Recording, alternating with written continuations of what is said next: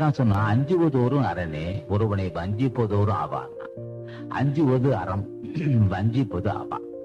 ஆக வஞ்சிக்கக்கூடிய விகாரத்தை, காமத்தை தலைவன் ஆசையோடு தான் சரிப்படுத்த முடியும்.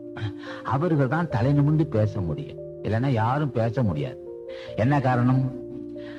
அவன் எந்த நேரத்திலேயாவது தவறு செஞ்சிருவான், தவறு செய்யும். ஆக உடம்புல கனல் ஏறிக்கிட்டே இருக்கணும், சும்மா இருக்க. மூலக்கணல் ஏறணும்.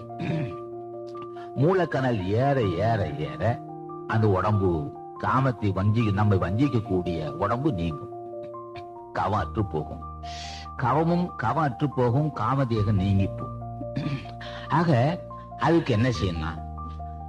அவனே வழி சொல்லுவான். அஞ்சுவதோறும் வஞ்சிப்பது அவா, நம்மை வஞ்சிக்கும்.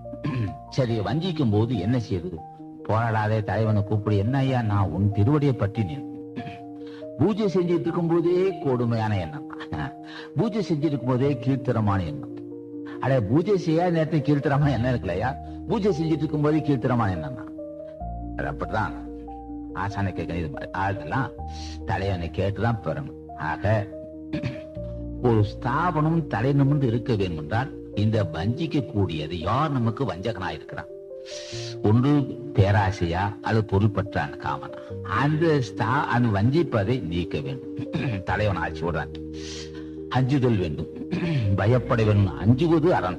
நீ காமத்துக்கு ஆசைக்கு அஞ்சினால் அது அறம். இது கொஞ்சம் ஏமாந்தா வஞ்சிக்கணும். அப்ப வஞ்சிக்க கூடிய காமத்தை தலைவன் ஆட்சியாலாம் வெல்ல முடியும். ஏயா இவ்வளவு போராட்டம் தான்? இது என்னையா பிறவி வேணுமா? நீ பிறவி அற்று போக விரும்புற? ஆமாண்ணா, வேற வழி இல்ல.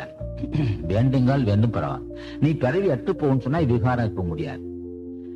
விகாரம் இருந்தா நீ அதுதான் சொன்னா அவ அற்றார் அற்றார்னா, அற்றவர் என்பர் அவ அற்றார், மற்றையார் பற்றில நான். அதான் அற்றவர் என்பர் அற்றார், மற்றையார் அற்றாக அற்றதில் என்றார்.